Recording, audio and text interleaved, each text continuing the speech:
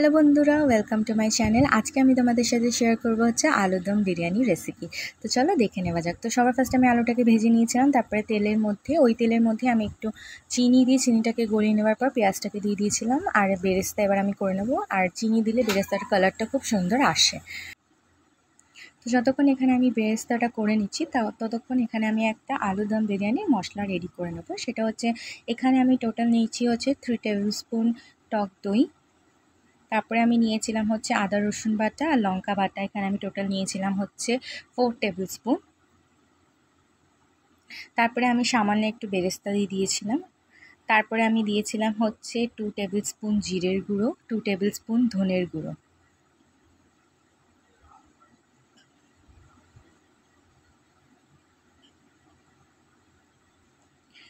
তারপরে আমি দিয়ে দিয়েছিলাম হচ্ছে 2 টেবিল স্পুন বিরিয়ানি মশলা।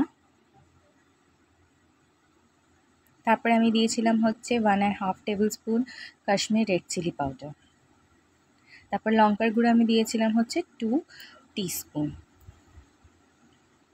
তারপরে আমি দিয়েছিলাম হলুদ গুঁড়ো, আমি দিয়েছিলাম হচ্ছে 1.5 টেবিল স্পুন। তারপরে আমি একটু গোলমরিচের গুঁড়ো দিয়েছিলাম, ওটা হচ্ছে আমি দিয়েছিলাম হচ্ছে 1 টিস্পুন। তারপরে আমি 1 টেবিল স্পুনের মতন ঘি দিয়ে দিয়েছিলাম। তারপরে আমি একটা লেবুর টুকরো নিয়ে লেবুটাকে ভালো করে চিপে দিয়ে দিয়েছিলাম রসটা। তারপরে আমি পরিমাণ মতন নুন দিয়ে দিলাম।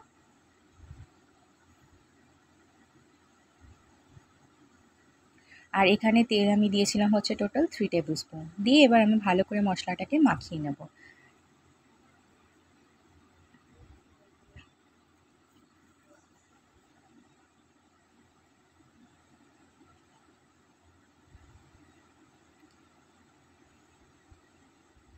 এখানে আমার মশলাটা ভালো করে মাখানোর পর এরপর আমি এর মধ্যে দিয়ে দেবো হচ্ছে আলু, যেগুলো আমি ভেজে রেখেছিলাম সেইগুলো দিয়ে ভালো করে কিছুক্ষণ ম্যারিনেট করে রেখে দেবো। তোমরা 1 ঘন্টা ম্যারিনেট করে এটাকে রেখে দিতে পারো। তারপরে এখানে আমার রাইসটা হয়ে গেছিলো, বাসমতি রাইসটা হয়ে গেছিলো রেডি। তারপরে এখানে সামান্য একটু তেল দেওয়ার পর আমি আলুটাকে দিয়ে একটু কষিয়ে নেবো, যেন আলুর সাথে মশলাটা একটু কষে যায় আর আলুর ভিতরে মশলাটা ঢুকে যায়। আর হ্যাঁ, আরেকটা জিনিস বলবো যে আলুটাকে তোমরা যখন ভাজবে তার আগে আলুটাকে একটু ফর্ক দিয়ে একটু ফুটো ফুটো করে নেবে, তাহলে মশলাটা যেগুলো আছে সেগুলো আলুর মধ্যে ভালো করে ঢুকে যাবে। তারপরে এখানে আমি ভালো করে এবার আলুটার সাথে মশলাটাকে কষিয়ে নেবো।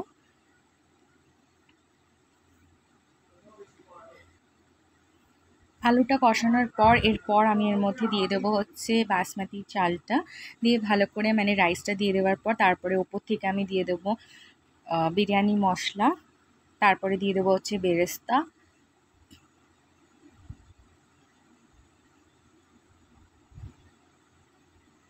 তারপরে দিয়ে দেবো হচ্ছে আমি হলুদ আর দুধ গুলিয়ে রেখেছিলাম, সেটা দিয়ে দিলাম। আর এখানে আমার বিরিয়ানিটা রেডি হয়ে গেছে আর তোমরা দেখতেই পাচ্ছ কি সুন্দর কালার এসেছে বিরিয়ানির।